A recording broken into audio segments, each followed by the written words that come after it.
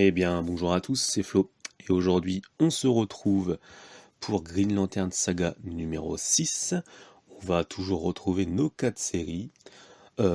Arrivé à ce numéro 6, je vais faire un petit récap de chaque série. Et aussi vous dire si pour moi, attention ça regarde que moi, si ça reste accessible en fait à des publics novices, entre guillemets novices. Bien sûr, est-ce que c'est bien pour commencer? Globalement non. Globalement non, mais est-ce qu'on peut lire certaines séries sans avoir vraiment énormément de background en fait sur l'univers Green Lantern? Alors, là, je vais parler de Green Lantern numéro 6 du coup. Dans ce numéro, il y a Hal qui vit son idylle avec Carol comme un couple normal, quoi. Il a plus d'anneaux et il regarde plus le ciel en se disant qu'est-ce qui peut se passer en fait dans l'espace. Qu'est-ce que je pourrais faire? Mince, je pourrais sauver des vies et tout. Il a plus ce côté-là. On va voir aussi de son côté Sinestro qui va à la recherche d'un ancien ennemi, donc c'est Starstrom, pour l'aider à trouver quelqu'un. Il a besoin de chercher une personne. Et cette personne, c'est son ancienne bras droit, c'est Lisa Drax. Lisa Drax, c'est ça. Pourquoi je mets un Drax à la fin? Lisa Drax. Euh, Cet agent du coup des Yellow Lanterns qui avec ses livres, vous savez, avec le livre noir, c'est celle-ci. Et pendant leur altercation, en fait, Sinestro il va avoir des flashs des gardiens et de leur troisième armée. Du coup, il va voir comme un futur possible. De là, on a Sinestro qui va repartir sur Terre et va chercher Hal au pied de son lit avec Carol. Et l'épisode, du coup, l'épisode 6, il se finit un petit peu comme le premier épisode. Il y a Sinestro qui va arriver et demander de l'aide à Hal pour le rejoindre, pour faire équipe, pour faire un duo, quoi, tout simplement. Donc l'épisode, il est toujours écrit par Jeff Jones, mais là, il est dessiné par Mike Choi.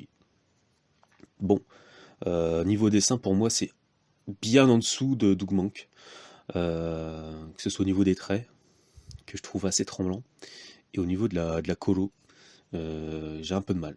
Cet épisode, je trouve qu'il est en dessous, graphiquement parlant, personnellement, hein, je parle pour moi bien sûr, au niveau au niveau du dessin, global, dessin, ancrage et colo. Donc voilà. Alors là, on retrouve du coup un petit peu la même structure que lors du premier épisode. On a l'impression qu'on va repartir du coup sur un nouvel arc. Donc nos deux personnages vont sûrement confronter les gardiens par rapport à cette troisième armée. Alors, est-ce que, du coup Green Lantern, avec ses 6 numéros, est facile pour un nouveau lecteur? Je dirais oui et non. Oui et non parce que oui et non. Parce qu'en fait, dans Green Lantern Saga, on a quand même du rédac. Donc Urban aide quand même les lecteurs à ce niveau-là. Mais si on enlève la rédac, on a Sinestro qui a récupéré l'anneau d'Al Jordan parce que Al Jordan il a été dégagé par les gardiens après la guerre des lanternes, la guerre des lanternes qui suit après Blacklist Night, ça fait quand même beaucoup. Mais si on se dit bah les couilles, on lit, ça passe. Bien sûr ça passe. C'est pas, ça reste des épisodes assez simples à lire. Pas comme une autre série par exemple. C'est pas la plus simple, je dirais, pour un novice, mais elle reste correcte. Attention. Moi, à l'époque, quand j'ai commencé les Green Lantern, c'est simple. J'avais acheté les épisodes de Jeff Jones. Je tombe sur du coup la renaissance d'Al Jordan. Je lis.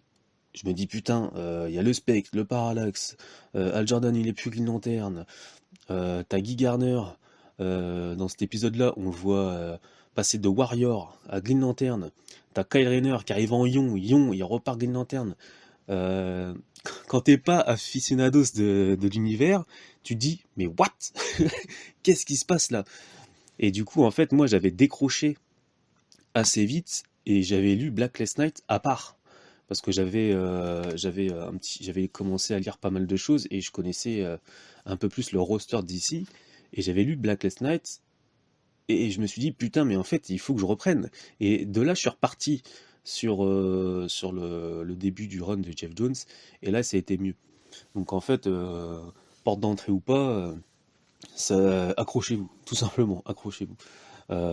Même si, par exemple, cette porte d'entrée ne vous va pas aller sur quelque chose d'autre et après essayer de raccrocher les wagons en reprenant ce que vous avez un petit peu loupé avant, quoi.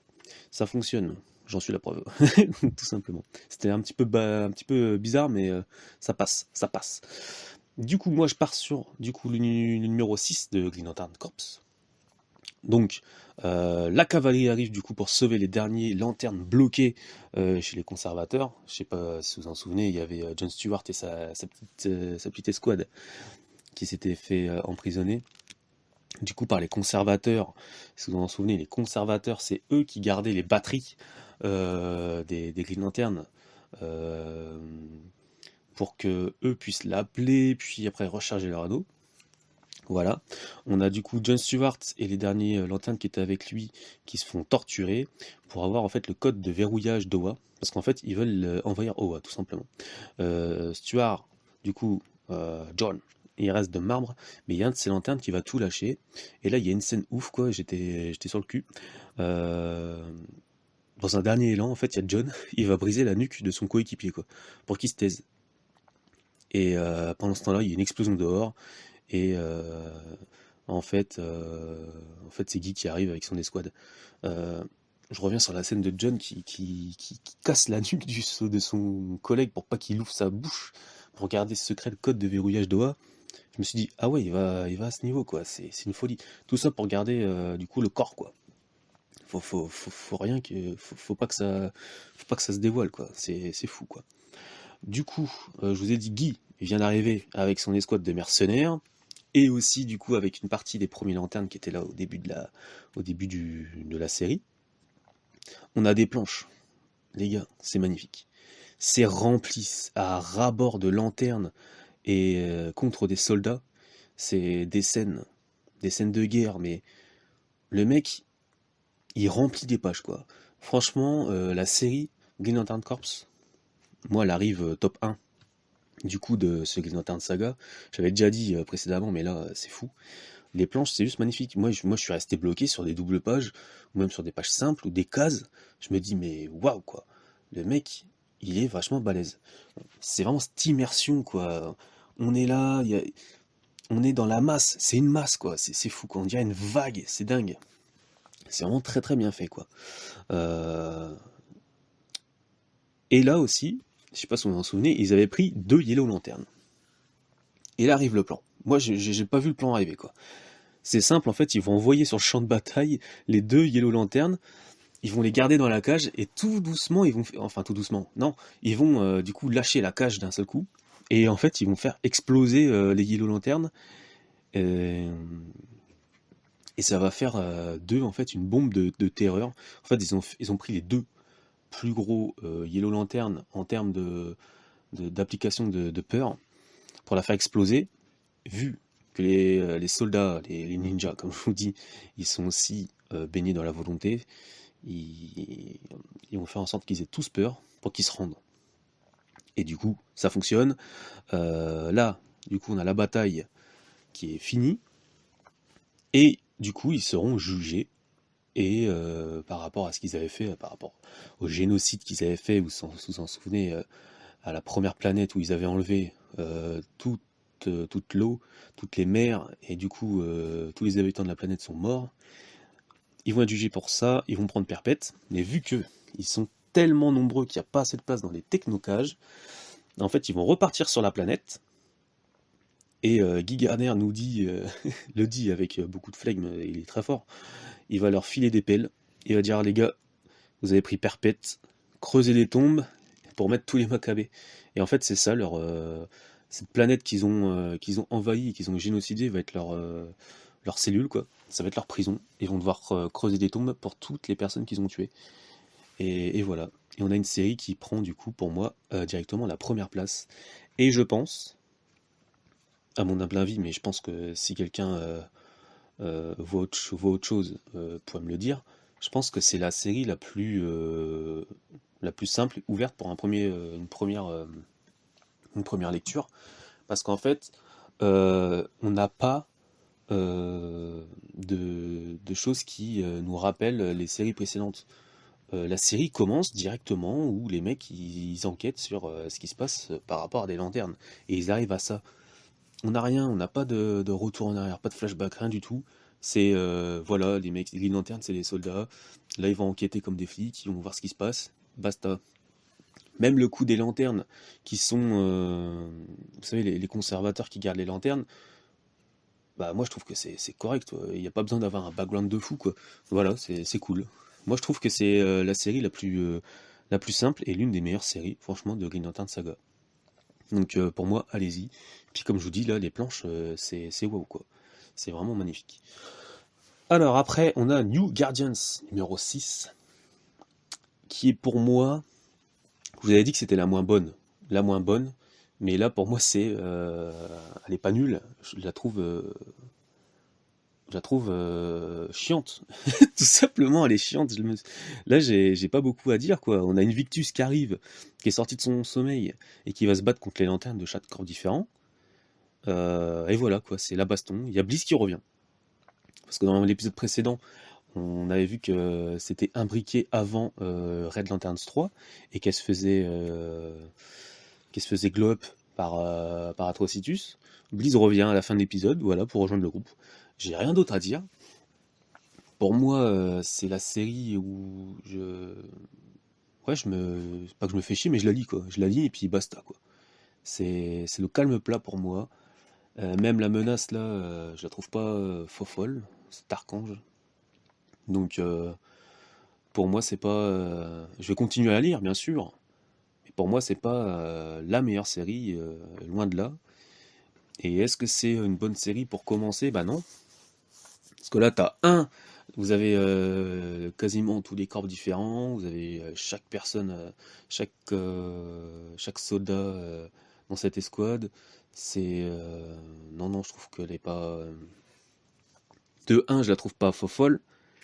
Parce qu'après, ils ont des interactions, bien sûr, parce que chaque corps différent a des interactions avec chaque lanterne. Mais non, je pense que c'est pas la meilleure pour commencer. Et en plus, elle est assez plan-plan, assez molle, comme on dit, assez molle. J'ai l'impression de lire, vous savez, des arcs qui servent de tampon pour attendre un gros truc. Peut-être que c'est ça, on verra bien la suite, hein, bien sûr. Et pour l'instant, voilà, c'est plat, c'est chiant. C'est plat, c'est chiant. Voilà. Et du coup, on va passer sur les Red Lanterns numéro 6. Bah là, je vais vous dire tout de suite, est-ce que c'est bien pour commencer Red Lanterns? Bah oui, parce que c'est le début de la série, donc il n'y a pas plus simple. Donc voilà, il n'y a pas plus simple. Parce qu'en plus, c'est expliqué, voilà, le Red Lanterns, le Red Corps, bah, c'est guidé par la rage, et puis vous avez un petit peu d'origin story de chaque personnage. Le seul truc, c'est par rapport à Krona, mais c'est même expliqué, parce que Krona, c'est carrément la base de la rage d'Atrocitus, et puis bah voilà, quoi. Il n'y a pas plus compliqué, tout simplement. Et dans cet épisode, on va voir Jack Moore. Et je sais pas si dans le 5 j'avais dit Jack ou John. Donc là c'est bien Jack Moore. Voilà. Il s'est transformé en Red Lantern. Il y a les policiers qui vont se retourner contre lui, mais lui du coup il sait pas gérer son nouveau pouvoir. Et il vomit ce plasma là. Il vomit ce feu là sur un des flics qui va crever. Et il va brûler des flics. Il va brûler un flic au moins. Pendant ce temps, on a Atrocitus et Bliss qui se tapent dessus. C'est assez récurrent, en chaque épisode, il lui faut une tarte dans la gueule. Il défonce Bliss, je ne sais pas pourquoi. Et il faut qu'il montre sa supériorité, tout simplement. Et, et on voit du coup le corps, par contre le corps des Red Lanterns, qui vont se retourner contre Atrocitus. Ils vont lui dire maintenant, tu vas te calmer, fais attention à toi. Et tu vas arrêter de la tabasser pour rien. Parce que vous avez les Red Lanterns là qui commencent à se réveiller, surtout que en plus de Bliss, vous avez 3 nouveaux Red Lanterns qui sont entièrement conscients. Donc qu'est-ce qui va se passer? On ne sait pas. Parce que après on voit plus Atrocitus, on repart sur Terre. Et du coup on a Jack qui va essayer de comprendre son changement, du coup, comment ça se fait qu'il est Red Lantern, parce qu'il est encore Red Lantern. Il a des mémoires de son frère et l'origine de sa rage, bien sûr, de leur rage à tous les deux, parce que la base, c'est quoi? C'est la mort de leur grand-père qui a été tué par quelqu'un.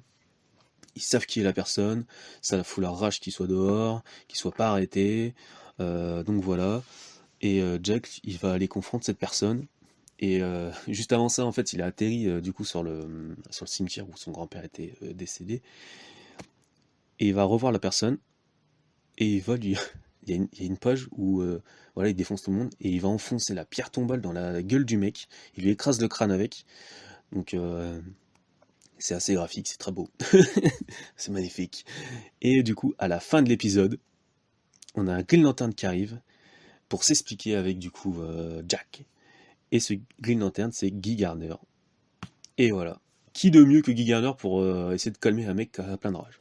Tout simplement. Donc moi, cette série, bah, je l'aime bien. Je l'aime bien. Même si Green Lantern Corps, je vais pas mytho, voilà, a pris le dessus avec son histoire. Moi, Red Lantern, c'est celle qui m'intriguait le plus, parce que c'est celle que je voulais lire. Elle reste correcte, attention. Elle reste correcte. C'est pas comme New Guardians qui me fait un peu chier. Là, c'est bon. Là, on se rend compte que ça va commencer, parce que je vous avais même dit au début, là, on a 5 épisodes. À la fin du 5e, heureusement qu'il y a Jack qui se transforme en Red Lantern, parce que, voilà quoi. C'est Atrocitus, il cherche, et on a l'impression que même le scénariste se cherchait aussi. Du coup, voilà. Que dire de plus? Bah, rien à dire. Comme je vous dis, est-ce que c'est bon pour un aficionados? C'est petit magazine Green Lantern Saga. Je dirais pourquoi pas. Pourquoi pas, au moins, pour Green Lantern Corps, que je trouve vraiment très bien. Red Lanterns aussi, parce qu'il n'y a pas besoin d'avoir de background. Le Green Lantern classique, je pourrais vous dire oui, mais c'est pareil, je vous ai expliqué pourquoi. Mais essayez de le taper quand même. Même si c'est pas la grande période de Jeff Jones, attention, hein. Si vous voulez vraiment lire du putain de Green Lantern, tapez toutes les intégrales de Jeff Jones. Voilà, moi je parle de Green Lantern Saga parce que je trouvais le format, le magazine qui était sympa, il y a du rédactionnel, et c'est la période Green Lantern où la plupart des gens en parlent le moins. Quand les gens parlent de Green Lantern de Jeff Jones, ils vont parler principalement de toute sa période de Rebirth, à du coup la guerre des lanternes, juste avant ce que je vous parle, juste avant la période de Renaissance New 52. Donc, donc voilà, tout simplement. Si vous cherchez vraiment une origin de Green Lantern, elle est dispo, mais elle est dispo dans le 3e intégral de Green Lantern de Jeff Jones. Voilà. Je crois que ça avait été mis en tome 0 avant, et là c'était mis dans la 3e intégrale, parce qu'en fait il y a un lien du coup avec Atrocitus. Voilà, tout simplement. Donc moi je vous laisse, mettez-moi en commentaire si j'ai dit des bêtises, parce que ça se peut que j'ai cité de la merde. Si vous avez des questions, c'est pareil, dites-le moi en commentaire. Et moi je vous dis à la prochaine pour un prochain Green Lantern Saga. Allez, salut.